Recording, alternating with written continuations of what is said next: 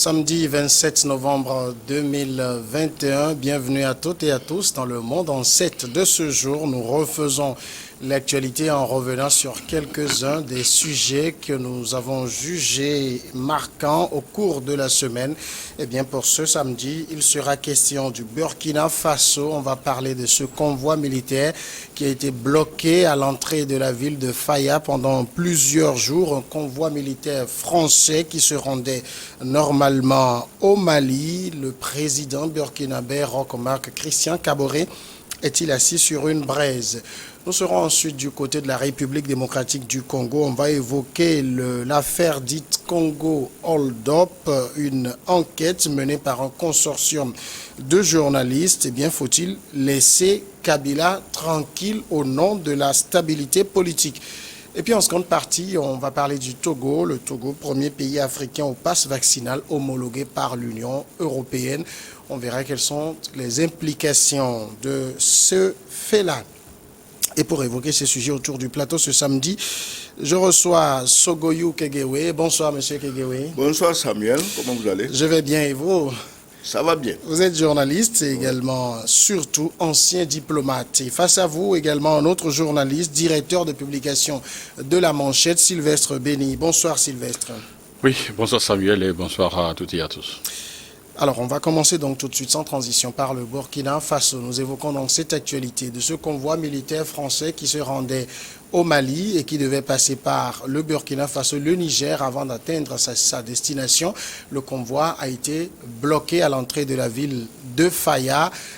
Plusieurs manifestants, la ville de Kaya, plusieurs manifestants reprochaient donc à ces militaires d'être plutôt comme une sorte de soutien aux djihadistes. Il a fallu plusieurs jours de tractation pour que finalement le convoi puisse passer. Mais on va revenir, puisqu'on fait le débat, sur l'ambiance qui a régné dans cette ville qui a bloqué ce convoi pendant plusieurs jours. Nous, ils transportent quoi? Ils amènent quoi? Chaque fois, ils partent vers le Sahel. C'est que nous, on veut là. Aujourd'hui, là, ils ne vont pas passer. Même si c'est pas aujourd'hui, même si on va faire deux mois ici, là. Nous, on est calés, on ne va pas bouger. Mais nous, on ne veut pas leur aide, on ne veut pas négocier, on ne demande pas quelque chose. C'est que nous, on demande seulement une seule chose. Ils n'ont qu'à partir chez eux. Les Français m'ont parlé ici, là. Moi, je leur ai demandé, pourquoi vous ne partez pas? Les Français m'ont dit que ce n'est pas Emmanuel Macron. Si Emmanuel Macron les donne ordre là, ils vont quitter. Mais tant qu'ordre n'est pas venu, ils vont rester ici. Voilà, mais nous là, on ne décide pas ordre de quelqu'un. Voilà, nous on est là, c'est pour nous-mêmes. Voilà, si Dieu décide que nous on va rester ici, là, on va rester ici. Voilà, donc ici là c'est le Faso. La patrie où la monde? Parce que le pays va mal, le pays va très très mal, ça s'arrange même pas. Côté politique ça va pas, côté opposition aussi ça va pas. Il faut être clair, il faut qu'on soit ouvert avec eux. Parce que je suis sûr que les militaires, les policiers ou la gendarmerie qui sont tombés à Inata ces 2 derniers jours-là, c'est pas ça, parce que les attaques là sont devenues très permanentes. Il faut que ça me fait maintenant. On en a tout vu, c'est trop dépassé, c'est trop excessif. Parce que... Voilà donc pour ce qui s'est passé donc dans cette ville de Kaya qui a bloqué ce convoi militaire français pendant plusieurs jours. Je vais interroger d'abord Sogoyou Kegewe. J'interroge l'ancien diplomate que vous êtes. Je vous retrouve en poste je suppose que vous êtes diplomate burkinabé dans l'espace européen et qu'il se passe ce genre de fait. Comment on se sent en ce moment quand votre pays accuse les Européens, les militaires européens d'être de mèche avec les terroristes? Je crois que la réaction de la jeunesse burkinabé qui a barré la route à l'armée française à Kaya est consécutive de beaucoup d'événements. Oui. A commencer surtout par le massacre des gendarmes à Inata. Plus de 50 gendarmes. Si en France, dans un coin quelconque de la France, on massacrait 50 gendarmes dans une situation où l'armée burkinabé en France est venue promettre qu'elle va protéger les Français.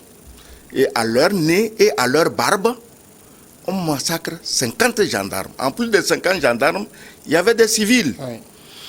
Alors, Vous voyez, je crois que si j'étais, comme vous le dites, mais je dirais quand même aux Français qu'il faut faire attention.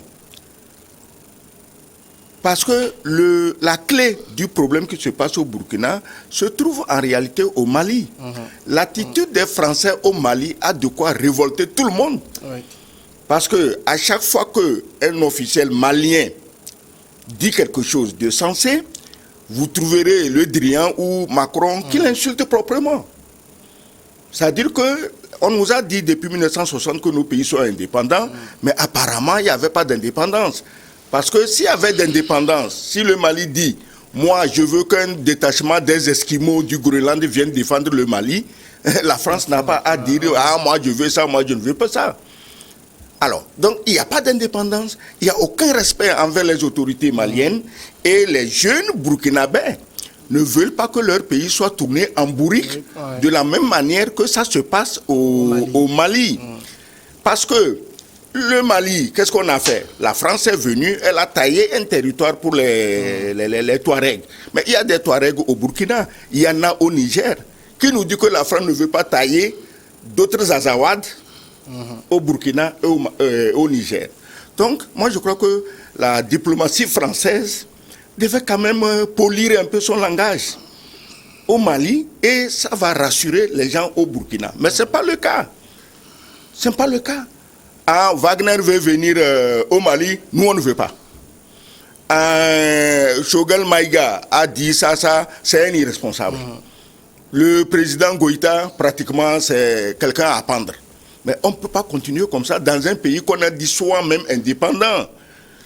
Ou bien la France reprend ses décrets de 1960 pour dire que le Mali n'est pas indépendant. Donc, Assimi Goïta, Choguel Maïga, vous êtes nos petits préfets à Bamako et vous deviez vous tenir à carreau et faire exactement ce que nous voulons que vous fassiez. Et vous n'avez pas le droit d'avoir les amis que vous voulez, sauf ce que nous vous imposons. Ça, c'est la chose. Maintenant, on massacre 50 soldats, gendarmes, et on voit toute une armée française qui parade à travers le Burkina Faso. Et ils allaient où? C'est plutôt au Niger qu'ils allaient, hein. C'est pas au Mali. Hein. Ils vont au Niger. Bon, les informations, c'est la dernière destination, c'est le Mali. Ah bon, d'accord. Oui. Dernière destination, le Mali. Mais ça sert à quoi ces armes, ces chars, hein? Ces chars, ces lance-roquettes, ces choses, ça ne sert à rien. Les gens qui massacrent, mais ils sont en moto. Oui.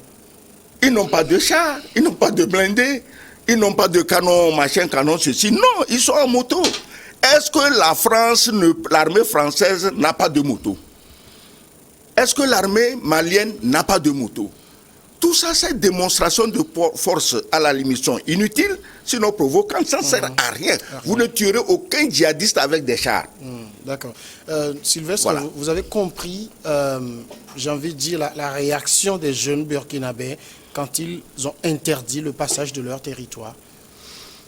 Non, je crois que tout homme sensé doit quand même comprendre cette réaction donc des jeunes burkinabés. Parce qu'on ne peut pas comprendre que des gens qui, à chaque fois donc, créent sur tous les toits, qui sont là donc pour vous protéger, qui sont là donc contre l'avancée donc des djihadistes, et ils sont là depuis des années, mais nous n'enregistrons pas donc un résultat significatif sur le terrain. Alors, à quoi ça sert donc de parader avec tout ce qu'on a, tout cet arsenal-là, la dernière fois, s'ils n'arrivent pas à maîtriser les djihadistes? Et là, en réalité, cette jeunesse-là ne comprend pas pourquoi est-ce que, oui, on dit qu'il y a des djihadistes, oui, ils ont des armes, d'accord, tout le monde peut avoir des armes, mais où est-ce qu'ils trouvent ces munitions-là à chaque fois? Parce que ce sont des gens qui sont constamment sur le terrain, ce sont des gens qui tuent constamment, mais où est-ce qu'ils trouvent les munitions? Oui, ils ont des armes, d'accord, mais où est-ce qu'ils trouvent à chaque fois les munitions pour opérer sur le terrain? Or, et dans le Sahel, donc l'armée française est là, l'armée française est pratiquement au niveau donc, de la base du Sahel. Voyez-vous, donc c'est pourquoi ils disent que en réalité ce sont eux qui fournissent les djihadistes. Si vous écoutez bien donc et ces jeunes-là ils disent que tout ça là c'est pour donc armer donc les djihadistes. Donc, on comprend parfaitement et cette réaction. Et tout à l'heure, je crois que notre cher ami donc, a évoqué donc, le cas du Mali. Oui, ils sont là, la force Bakanel là depuis. Et ils arrivent aussi, et parfois donc, à faire des patrouilles donc, avec les éléments de la Zawad. Or, les autorités maliennes donc, ne considèrent que le Mali comme un territoire uni et indivisible. Or, eux, ils ont créé donc une portion pour d'autres des éléments que beaucoup considèrent également comme des cellules djihadistes. Cette force donc de la Zawad. Donc, la France, en réalité, donne l'impression qu'ils partisent avec les djihadistes. Et c'est le fait, c'est ce qui a poussé ces jeunes-là à bloquer donc l'armement. Et ils disent qu'ils demandent ouvertement donc aux autorités françaises, du moins aux soldats français, de quitter le territoire et que tout cet arsenal-là doit revenir donc aux autorités burkinabées. Voyez-vous? Donc ça veut dire qu'il y a une crise de confiance entre ceux qui proclament sur tous les toits qui sont venus donc protéger les Burkinabés. Or, c'est-à-dire il ne se passe donc de jours, on enregistre donc des militaires qui sont tués. Et la dernière fois, c'était presque l'hécatombe. Plus de 50 gendarmes et au-delà des civils, des djihadistes qui viennent, qui incendient tout un village.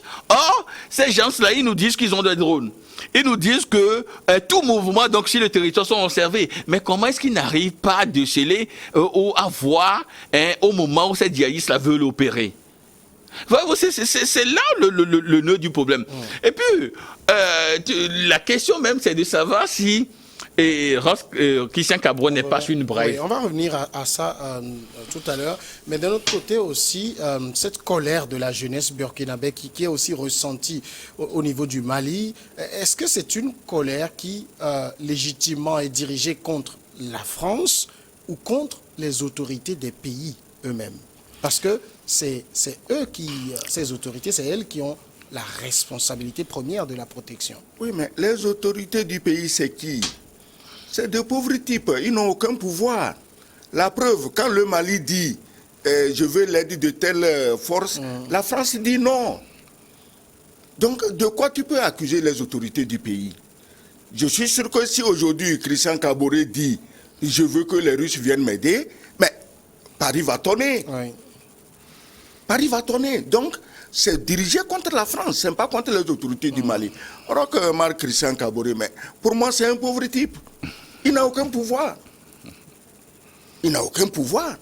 Parce que s'il avait le moindre pouvoir, il aurait commencé à faire ce que les Maliens font. À demander une vraie liberté d'action de son armée sur le terrain. Mais il est assis là-bas, peinard. Chaque matin, on téléphone à Paris, on prend des ordres. Un petit caporal français qui est là-bas donne des ordres aux généraux burkinabés. Mais ça ne peut pas continuer comme ça. Donc, la jeunesse s'est dit, puisque nos présidents, nos ministres, nos premiers ministres ne veulent rien faire, nous prenons l'affaire en main nous-mêmes. C'est ce qu'ils ont fait. Si le président avait le moindre pouvoir et décidait la moindre chose, les jeunes n'auraient pas fait ça.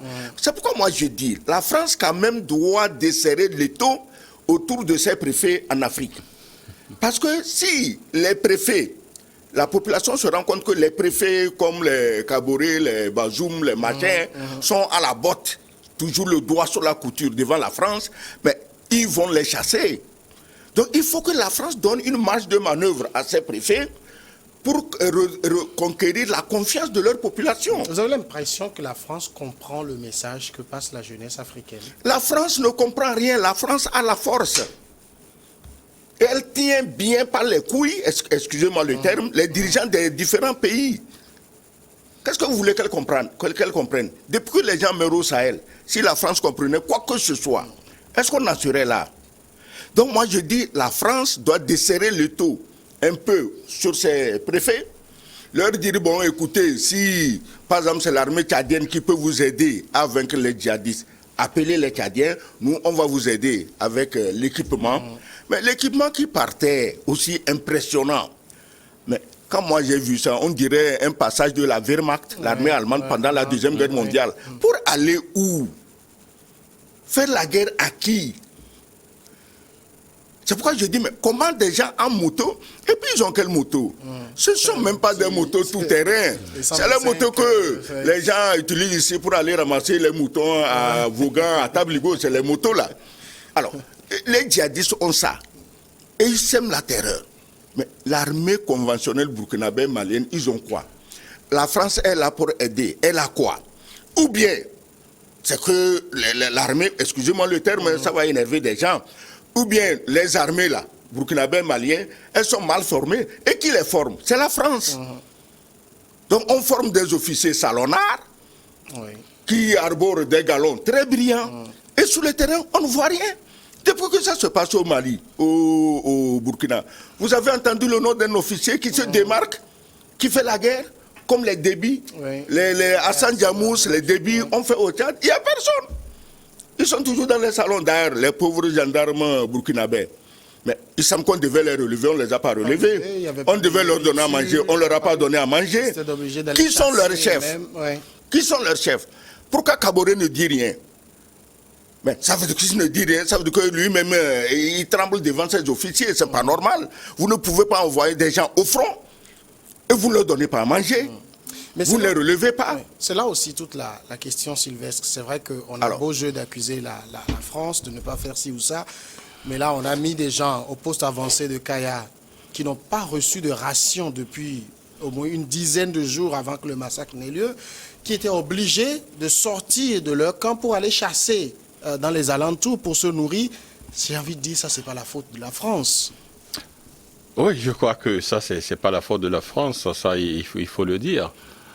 C'est là où je considère que Christian a un peu péché, parce que, bon, il souffrait, si on doit peut-être faire la comparaison avec le Togo, pour peut-être avoir pratiqué très souvent la frontière, je sais qu'il y a très souvent, donc, on essaie donc de changer donc les sentinelles très souvent, et puis ils sont nourris, hein. Il y a quand même d'autres personnes qui passent donc pour leur donner des ravitaillements et tout ça. Je crois que des gens qui sont au front pour qu'ils ne soient pas fatigués et emportés parfois pas et la faim et le sommeil, on doit quand même essayer donc de les nourrir.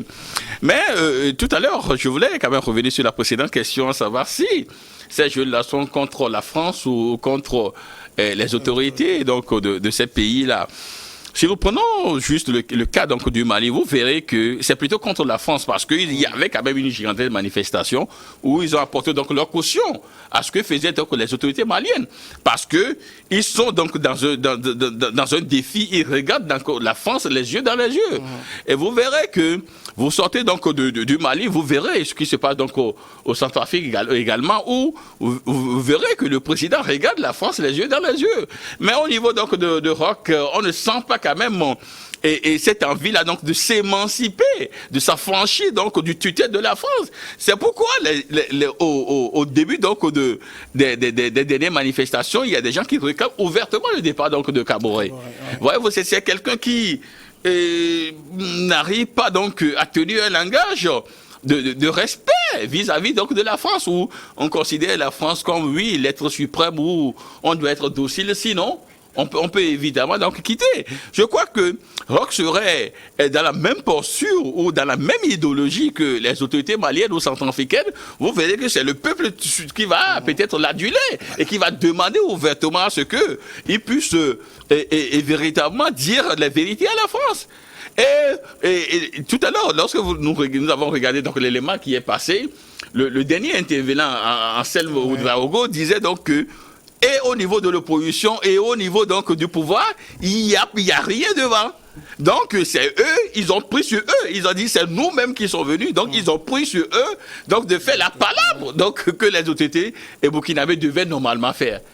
Donc quand devant il y a personne donc qui puisse porter le flambeau, donc il revient donc au peuple d'en décider. Mais vous avez vu que même les forces burkinabées ont même tiré, ont même fait des tirs de sommation pour permettre à ces jeunes-là de dégager pour que le convoi militaire puisse passer. Voilà, c'est pourquoi je dis que Roch n'arrive pas et du moins à assumer cette fonction suprême-là qu'il a en tant que chef de l'État, chef de Burkinabé, et peut tenir des langages de vérité devant la France. On a entendu dans la foule de manifestants des slogans qui rappellent l'époque de Sankara, la patrie ou la mort, nous vaincrons. Ça doit faire craindre pour Kaboré. Non, les jeunes aussi, il faut dire quelque chose. C'est pas la peine de faire des manifestations et de proférer des slogans. Mais ils n'ont qu'à aller massivement se faire enrôler pour aller combattre. Oui. Parce que les djihadistes, ils n'ont fait aucune formation militaire, à part ce que la France même a formé. Il faut le dire. Ils n'ont aucune formation. C'est des chasseurs, c'est des bergers. Mais les jeunes burkinabés ou maliens ou nigériens n'ont qu'à s'enrôler massivement pour aller se battre. C'est pas la peine de faire des discours. Ils n'ont qu'à lire l'histoire des autres peuples comme le Vietnam. Les gens n'étaient pas là, on marche à Hong Kong, à Saigon, à machin, et on fait... Non, les gens sont allés se battre dans les rizières. Et ils n'étaient pas payés pour ça. C'est la fierté de libérer son pays. Les Chinois se sont battus dans les mêmes conditions contre les Japonais. Mais c'est en Afrique seulement que quand la patrie est en danger, on trouve des jeunes qui font des défilés, qui crient, qui insultent les gens. Vous-même, vous pouvez faire quoi? Vous pouvez faire quoi? Donc, moi je dis, ces jeunes-là, ce n'est pas la peine de barrer la route aux Français. Ça ne sert à rien, ça ne va pas tuer les djihadistes, mais il faut qu'eux-mêmes s'engagent à faire quelque chose.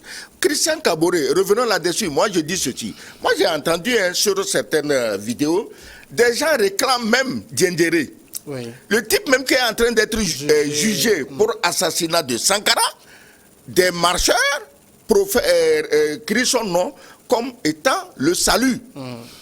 Mais pourquoi on en est là? Roch n'a qu'à savoir, le président n'a qu'à savoir que on ne peut pas être chef de l'État et travailler avec ses états d'âme et ses humeurs. Il en a plein contre Compaoré, dont il était d'ailleurs le complice. Ils ont géré le pays ensemble jusqu'à un certain moment. Mais si aujourd'hui, au nom de la tranquillité, il faut ramener Diendéré et Compaoré devant, c'est pas pour être président. Mais s'il faut les amnistier et leur permettre de ramener la paix, ça vaut mieux que de laisser des hécatombes comme ce qui s'est passé à Inata se passer. Ce n'est pas son humeur qui compte. Le sacrifice, tu sais, je cite le gars là tous les jours, comment il s'appelle, Simon Bolivar. Simon Bolivar qui a libéré toute l'Amérique latine. Mais quand il a fini de libérer la Bolivie, le Venezuela, le machin, il a voulu qu'il forme les États-Unis d'Amérique latine. Mais chacun voulait être président chez lui. C'est comme en Afrique, quoi. Ouais. Chacun veut être président chez lui au lieu d'aller se fondre dans un ensemble. Alors, Simon Bolivar a dit un jour, si c'est de ma mort que dépendait l'unité de l'Amérique latine, je suis prêt moi-même à aller ouvrir une tombe pour descendre dedans. Mais l'essentiel, c'est que l'Amérique latine soit unie. Mais personne n'a écouté Simon Bolivar, le héros, il est mort dans l'anonymat. Donc il faut que les gens se disent aujourd'hui, si c'est de ma mort ou c'est de mon effacement que dépend la paix et la sécurité dans mon pays, que je sois capable de le faire. Parce que nous sommes des humains. Faut pas, si moi, mon pire ennemi, si on me dit de lui serrer la main, quand lui serrant la main, ça peut sauver une seule vie humaine, je le ferai. Je le ferai. Que la seule vie humaine soit... Mais ici, ce n'est pas une vie. C'est des gens qui meurent par dizaines. Et on ne dit rien. On dit qu'on n'a pas ravitaillé les militaires, mais Roch, mais il aurait dû mettre au moins une dizaine de détourneurs en prison, mais il ne dit rien, il est là, il regarde. Il a fait un discours jeudi où il promet la lutte contre la corruption. Mais il promet que des têtes vont tomber. Il n'avait pas déjà fait ce discours-là depuis combien de temps? Mais il ne faut pas prendre les citoyens burkinabés pour des idiots. Mais il ne s'agit pas de lutter contre la corruption. Il s'agit d'arrêter immédiatement des gens qui ont commis un acte criminel ayant entraîné la mort de 50 innocents.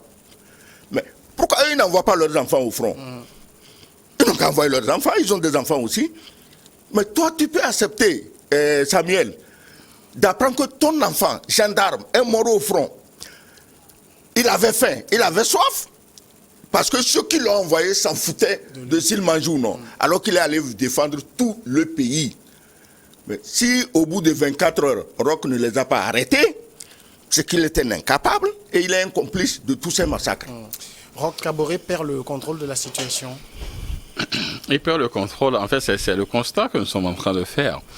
Mais sauf avant donc de revenir à la question, je voulais en fait rebondir sur l'analyse donc de notre ami tout à l'heure en ce qui concerne Diendéré et Blaise Compaoré.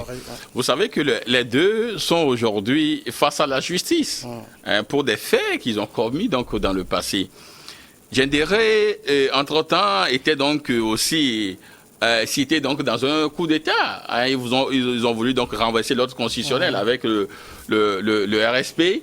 Et donc, il a été arrêté. Et puis, il y a aussi les faits donc, de Sankara. Donc, aujourd'hui, eux deux, et Sankara et Diendéré sont face à la justice, aussi donc, pour l'assassinat donc, de Sankara. Donc, admettons que si les deux là n'existent pas, est-ce que Roch ne peut pas manager autrement, ne serait-ce que pour arriver donc, à bout donc, des cellules djihadistes? À l'époque donc, de Sankara, il y avait un pacte de non-agression. C'est-à-dire que les terroristes sont là, les djihadistes sont là, mais ils vont opérer dans d'autres localités, dans d'autres pays, mais au Burkina, non. Donc, ils ne font rien. Et ils avaient également la logistique donc, de Kampaoré. Et vous aurez donc écouté Christian Kaboré qui disait que dès qu'il est arrivé au pouvoir, il y avait donc des émités de ces djihadistes-là qui disaient qu'ils avaient un contrat avec le gouvernement et Kampaoré, et donc on devait mettre des pick-up à leur disposition. Lui, il dit non, que lui vient d'arriver, lui ne peut pas mettre ses pick-up à leur disposition. Et une fois qu'ils ont vu que Bassolé n'est pas là, ils ont vu que Diendéré n'est pas là, ils ont vu que Sankara n'est pas là, ceux qui... Et Kampaoré, pardon, ils ont vu que Kampaoré n'est pas là, ceux qui leur fournissaient donc des armements, des équipements ne sont pas là, et là... Comme revanche, ils ont décidé maintenant de frapper donc le Burkina Faso. C'est ce que nous voyons. Voyez-vous, c'est ce que nous voyons. Donc aujourd'hui, c'est vrai que Diendéré n'est pas là. Il ne faudrait pas aussi que ces jeunes-là, c'est de la manipulation. Ces gens-là, ils sont devant la justice pour des faits qui leur sont reprochés. Donc ils doivent répondre à la justice. Maintenant, il revient à ceux qui ont prêté serment de garantir la sécurité, de protéger le pays, de trouver maintenant des manières, ne serait-ce que pour assurer véritablement la protection du pays. Si les deux ne sont pas là, donc trouvez donc d'autres astuces pour le faire. Voyez-vous, donc c'est pourquoi je dis que oui, c'est vrai que Diendéré n'est pas là, c'est vrai que Kampaoré n'est pas là, mais bon, si eux deux n'existaient pas, est-ce qu'on ne peut pas manager autrement? Donc voilà un peu écoutez, tous les dirigeants, dans le monde moderne où nous vivons, tous les dirigeants sont obligés à des compromis. Et j'ai été d'accord avec Christian Kaboré qui dit, mais moi je ne pouvais pas leur donner les véhicules qu'ils disent avoir commandés avec Kampaoré, parce qu'ils disent, bon, nous on ne va pas attaquer chez toi. Je ne peux pas leur donner des véhicules pour aller attaquer chez mes voisins. Voilà. Là il a raison. Mais il aurait pu négocier autre chose avec eux. Écoutez, on continue, mais je ne veux pas que vous attaquiez mes voisins. Tenez-vous à carreau dans votre désert là-bas, faites ce que vous voulez. Je ne veux des attaques ni au Mali, ni au Niger, ni au Burkina, ni en Mauritanie ou ailleurs. Là, ils vont frapper où? Parce que c'est en frappant aussi que... Non, attends. Ils frappent pourquoi? C'est pour manger. Si on peut les aider à manger sans frapper, on le fait. Il y a des compromis partout. Vous vous rappelez le World Trade Center, quand les tours jumelles ont été abattues, mais tout l'espace aérien américain était fermé. Mais savez-vous qu'il y a des Saoudiens qui ont pu décoller? Et ces Saoudiens n'étaient pas très loin de Ben Laden. C'est des compromis. C'est-à-dire que même les grandes puissances font des compromis. Les services de renseignement négocient des compromis. On a vu les États-Unis avec les talibans au niveau de l'Afghanistan. Avec les talibans et les rebelles du Nicaragua, avec le fameux Olivanov, tous les trafics avec la drogue et tout. C'est des compromis. Si vous avez la charge d'un pays, il faut savoir faire des compromis. Vous ne pouvez pas être raide comme une baramine et vous dites que vous dirigez le pays, ce n'est pas possible. C'est pourquoi, dans le cas de la France, je déplore que Le Drian, qui est le chef de la diplomatie, mais il parle comme un charretier. Quand Le Drian parle du Mali, c'est comme il parlait à un élevage de porc en Bretagne dont il est originaire. C'est pas normal. Il faut faire des compromis. Il faut adoucir le langage. Respecter son vis-à-vis. Bon, donc, voilà, moi je crois que... Vous avez des craintes pour la suite de Kaboré? Kaboré, il n'y a pas de crainte. Les Burkinabés, ils sont comme ils sont, mais ils ne vont pas aller jusqu'à l'irréparable. Parce que s'ils se mettent aujourd'hui à chasser Kaboré, ils vont tomber aussi dans l'inconnu. Parce que n'oubliez pas ce qui s'est passé au Mali au départ. Quand Sanogo, disant que les autres, le président civil ne fait rien, est venu le renverser, cela a plutôt donné la force aux djihadistes.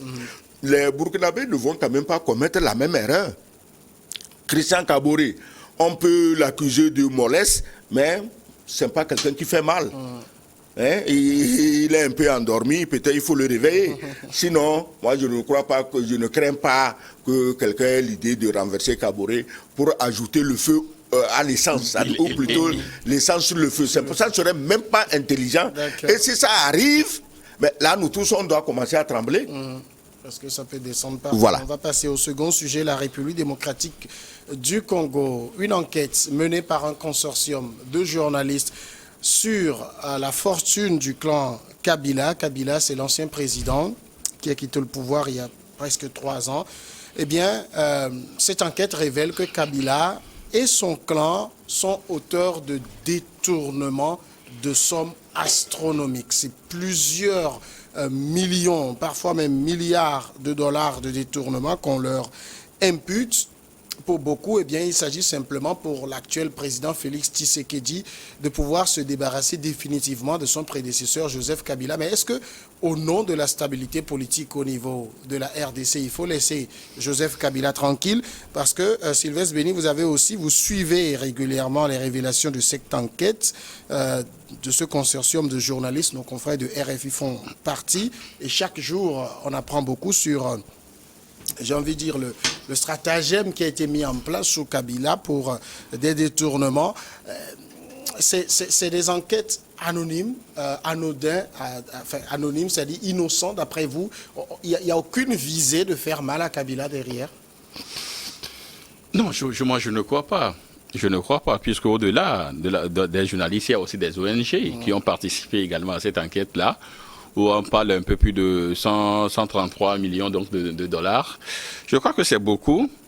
C'est beaucoup. Une manière donc pour le gouvernement Tshisekedi de se débarrasser donc de Kabila.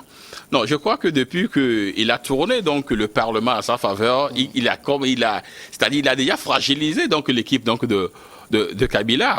Maintenant, en écoutant les autorités donc de la RDC, notamment le ministre de la Communication, Patrick Mouyaya, qui disait que en tant que gouvernement, en tant qu'État, il ne peut pas rester insensible à ce qui se fait. Et là où il a un peu péché, ils disent que ils ont donné donc des injonctions au ministre donc de la Justice donc de mener donc des investigations donc, sur ces allégations et de poursuivre. Il est le chef du parquet, en quelque sorte. Il peut demander au procureur de la République d'agir. Il peut demander, mais quand il dit il donne des injonctions, là, on ne parle donc de séparation de pouvoir. Voyez-vous, c'est là où je dis qu'il a un peu péché dans le choix du terme. Mais donc ils ont instruit donc le ministre de la Justice donc de faire donc de poursuivre les investigations, donc de poursuivre. Et du moins ceux qui ont été cités donc dans cette enquête-là. Maintenant, est-ce que on ira jusqu'à peut-être coffrer Joseph Kabila? Je crois que nous ne sommes qu'au début donc de l'affaire, mais coffrer encore Kabila à un moment où la RDC vient donc de très loin. Je me dis que ce n'est pas peut-être, si vous permettez peut-être le terme, la dernière bêtise que fera donc Tshisekedi. C'est vrai qu'on va peut-être prendre quelques menus fautins, quelques personnes autour donc de Kabila qu'on peut juste coffrer, disant que, tout à l'heure, peut-être en revenant sur la négociation, dire que peut-être que le président n'était pas trop au courant donc de ce qui se trame autour de lui et que c'est des gens qui ont un peu profité donc de son aura ou profiter donc de ses largesses, de ce pour commettre et de profiter et prendre donc les mannes ou les détenus donc du pays. Maintenant, l'enquête n'est qu'à son début parce que chaque jour il y a tellement de révélations. Peut-être qu'à un moment on commencera à citer des noms. On verra peut-être qu'à un moment donné on citera des noms et bon, après ça, on verra quelle sera donc la marge de manœuvre donc de Tshisekedi. D'autant plus que lui aussi, il tient à son deuxième mandat. Peut-être qu'il peut surfer sur cela, parce qu'en venant, il dit qu'il va lutter contre la corruption, il fera ci, il fera ça. Et d'ailleurs, quelqu'un qui est très proche donc de lui, et j'oublie un peu son nom, a été entre-temps arrêté. Continue, je vais me j'oublie un peu son nom, a été arrêté pour affaire de corruption et tout. Donc, on verra sa marge de manœuvre pour les les autres révélations qui vont quand même se faire dans ce dossier. Il y a le nom de Joseph Kabila qui revient sans cesse dans les révélations des journalistes. C'est qu'on lui en veut personnellement ou... Et écoutez, soyons sérieux. Soyons vraiment, vraiment sérieux. Je donne un petit exemple. Juste de l'autre côté du fleuve, à Brazzaville. Oui. Il s'est passé quelque chose. J'espère qu'autour de Kabila, je dis Kabila, autour de Tshisekedi, il y a des gens qui ont le sens de l'histoire et qui se rappellent de l'histoire immédiate. Qu'est-ce qui s'est passé au Congo, Brazzaville, avec Lissouba et Sassou Nguesso? Sassou Nguesso est revenu à Brazzaville, il était dans sa maison à Mpila, et des apprentis sorciers sont allés dire à Lissouba, ben écoute, il est désarmé, on va l'attaquer, on va le défaire, et comme ça tu es assis au pouvoir pour 1000 ans. Mais ils sont allés l'attaquer, on sait comment ça s'est terminé. C'est Lissouba qui a perdu. Aujourd'hui, j'ai l'impression que Tshisekedi, le petit Tshisekedi, est déjà saoulé par le pouvoir, qu'il perd le sens de la mesure. Sinon, ces journalistes et sociétés civiles, mais c'est des farceurs. On dirait qu'ils ne connaissent pas le Zaïre et ses problèmes. On dirait qu'ils sont prêts à mettre encore le feu aux poudres, au Zaïre, avec ce que ça entraînerait comme milliers de morts et millions de réfugiés. Mais si Kabila, durant tout son mandat, n'a volé que, j'insiste, je pèse mes mots, s'il n'a volé que 138 millions de dollars, il doit passer pour le président le plus honnête que le Zaïre ait connu. Depuis les Kasavubu, les Tchombe, sauf Lumumba. Tous les autres là, Mobutu. Le dernier, le plus humble des ministres de Mobutu a volé plus de 138 millions de dollars. Et ceux qui font les procès aujourd'hui, les actuels ministres qui gongonnent, qui chloronnent, sont-ils des saints? Il y en a parmi eux qui ont déjà volé plus de 138 millions de dollars. Qu'a fait l'autre là? Celui qu'on a pris pour mettre en prison, l'ancien directeur de cabinet. Caméré était à peine assis. C'était combien de dollars il a déjà empoché pour les 100 premiers jours de Tshisekedi? Soyez sérieux. Et le Zaïre est un pays immense. Oui, est-ce que ça veut dire que ce n'est pas quand même permis? Ces investigations permettent de révéler qu'il y a des détournements. Oui, ces révélations sont ciblées. Ils sont ciblés. Pourquoi ces journalistes ne font pas pour tous les dirigeants du monde? Mais il y a des voleurs en France. Il y a des dirigeants français qui ont volé. Sarkozy a ramassé tellement d'argent de Kadhafi et l'assassiné après. Ils sont où? Pourquoi il ne faut pas d'enquête là-dessus? C'est seulement les Noirs qui sont des voleurs. Les Blancs ne volent pas. Sarkozy, la justice même française le condamne.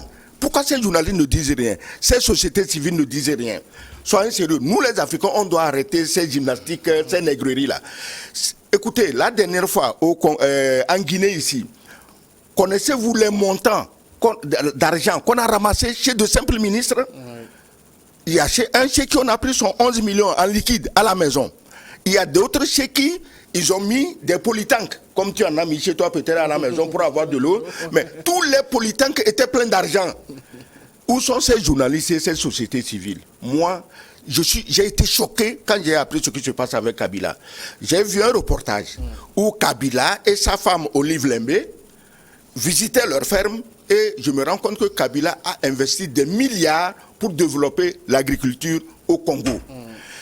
On parle d'une ferme de plus de 250 000 hectares.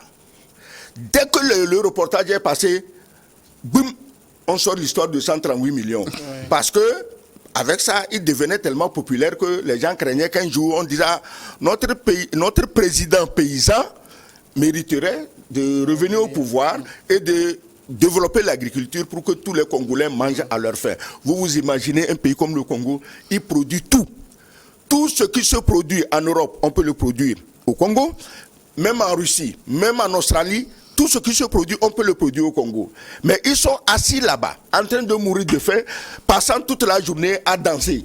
Les Congolais savent que danser, excusez-moi, ça fait mal de le dire.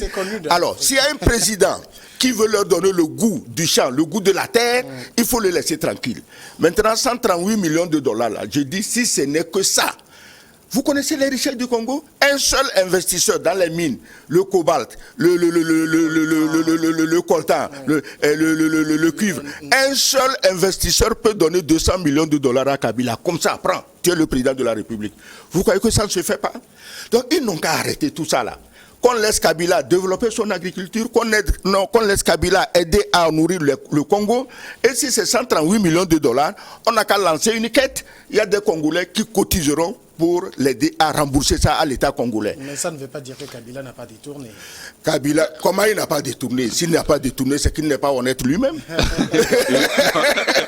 Non, je crois que... Oui, c'est vrai que... C'est vrai qu'il faut quand même... Le problème aussi, c'est qu'on parle de... Sogoyo Kegewe a bien dépeint la situation de la RDC. On sait que la RDC seule peut nourrir toute l'Afrique. Avec les fleuves de la RDC, tous les pays d'Afrique peuvent avoir de l'eau potable, peuvent avoir de l'électricité. Il y a tout, mais vous avez une misère extraordinaire. Et c'est ce qui est choquant quand on voit ce niveau de détournement.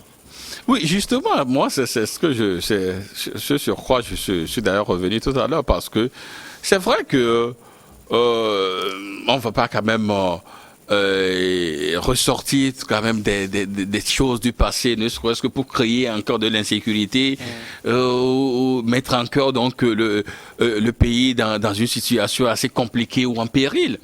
Mais c'est un fait qu'il y a détournement, c'est un fait qu'il y a corruption. Et chaque État doit quand même lutter contre la corruption. Maintenant, il revient donc au pouvoir donc de la RDC de savoir ce qu'il faut faire donc avec ces enquêtes-là. Une chose, c'est d'avoir ces enquêtes, mais l'autre, c'est de savoir ce qu'il faut réellement faire avec ces enquêtes-là. Maintenant, s'ils veulent quand même solfer sur ça pour des relents politiques et essayer donc de coffrer Kabila, c'est là où peut-être qu'ils vont encore mettre ce pays-là à feu et à sang. Mais la réalité, c'est qu'il y a de la corruption. La réalité, c'est que il y a peut-être une minorité, si vous permettez le terme, qui s'enrichissent donc au dos donc de la grande majorité donc de la RDC. Maintenant, qu'est-ce qu'il faut faire? Voilà, il y a la révélation. Maintenant, est-ce qu'il faut serrer les robinets? Là, je dis d'accord, serrer un peu les robinets, essayer donc d'être un peu regardant dans la gouvernance générale du pays. Mais s'ils veulent surfer sur ces enquêtes-là, ne serait-ce que pour créer d'autres situations insoutenables, c'est là où je me dis que cela ne va pas quand même arranger donc la situation en RDC. Mais il faudrait, en tant que si nous voulons quand même qu'il y ait quand même de la bonne gouvernance, si nous voulons quand même qu'il y ait quand même des standards qui sont internationalement admis en matière donc de la sauvegarde de la démocratie, d'un état de droit, il faudrait quand même qu'on puisse également partir, donc contre donc la corruption. Ces faits-là, ce sont des faits qui sont pour l'instant allégués. On verra si ce sont quand même des faits réels. Mais s'il arrivait que, oui, les hommes de Kabila ou le clan Kabila donc a détourné, mais il faut quand même savoir comment cela s'est fait. Pour qu'à l'avenir, on ne puisse pas, du moins, se revoir les mêmes situations, revoir la même chose, retomber dans les mêmes travers. Donc on ne peut pas dire que oui, bon, chaque pays, bon, tous les dirigeants trichent, oui, et 32 millions, oui, c'est pas beaucoup, mais quand même, il faut partir, il faut aller à la guerre contre quand même la corruption. C'est de cela qu'il s'agit en réalité. Si Tshisekedi veut lutter contre la corruption et donner un bon exemple, il a déjà donné un très bon exemple avec Vital Kamerhe. Est-ce qu'il est sûr que depuis là, il n'y a plus un seul voleur dans son entourage? Il n'a qu'à d'abord arrêter ses voleurs à lui. Ça lui donnera la force d'arrêter les autres voleurs. Ça, c'est un. De deux, si la lutte contre la corruption, je suis d'accord. Moi, j'aimerais vraiment qu'on attrape tous les voleurs de tous les pays. Mais quand elle est sélective, parce que politiquement, tu risques, bon, on lance les fameux journalistes, sociétés civiles, machin, tous des corrompus d'ailleurs, il faut le dire, ces journalistes qui font ces conneries-là, ils sont tous corrompus, ils sont payés pour ça. Donc, parce que dès que politiquement, on sait que tu déranges, on les lance comme un chien derrière toi pour te prendre, non. Si on fait aujourd'hui un audit de tout le règne de Kabila, moi je ne suis pas pro Kabila, la façon dont le Kabila père et son petit bébé de Joseph là, ils ont marché depuis l'Est jusqu'à Kinshasa, les milliers de morts qu'ils ont massacrés, les millions même qu'ils ont massacrés, moi je ne peux pas être pro Kabila, mais Kabila a quitté le pouvoir C'est les Zaïrois qui l'ont accepté, les Congolais qui l'ont accepté.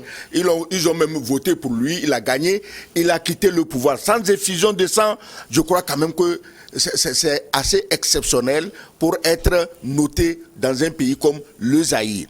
Et je dis ceci, si aujourd'hui une guerre se déclare au Zaïre, est-ce que c'est 138 millions que le Zaïre va dépenser? Non. Donc je ne dis pas que bon, il a volé, c'est bien, on le laisse. Mais je dis, il a volé, il a fait des choses, il a réalisé des choses extraordinaires au Congo, ce que personne n'a fait. Ils auraient préféré peut-être qu'il aille les mettre dans les Panama Papers. Et l'autre scandale, il s'appelle quoi déjà? Ça dit qu'aller cacher à Monaco, à Vaduz, aux îles Caïmans, aux îles Vierges. Ils auraient préféré si Kabila était allé mettre l'argent là-bas. Au lieu de développer l'agriculture au Congo, personne ne parlerait de lui aujourd'hui. Donc, je crois que je n'encourage pas les voleurs, mais quand quelqu'un vole, s'il investit dans son pays, il faut qu'on lui reconnaisse des circonstances atténuantes. C'est le seul moyen pour que notre argent n'aille pas enrichir d'autres populations. Le jour où le type meurt, il a des problèmes, on dit bien mal acquis. On amène l'argent dans une banque, on ne refuse pas de prendre. C'est le jour où le type a des problèmes, quand tu veux bien mal acquis. Au moment où tu prenais l'argent là, il t'a donné quelle preuve de bien acquis. Donc, moi, si les Africains volent et investissent dans leur pays, il faut les applaudir. C'est des voleurs quand même, mais il faut les applaudir. De trouver des situations atténuantes. Voilà. Les applaudir. On va marquer maintenant la pause, le temps de suivre ensemble le journal. Et nous revenons dans une dizaine de minutes.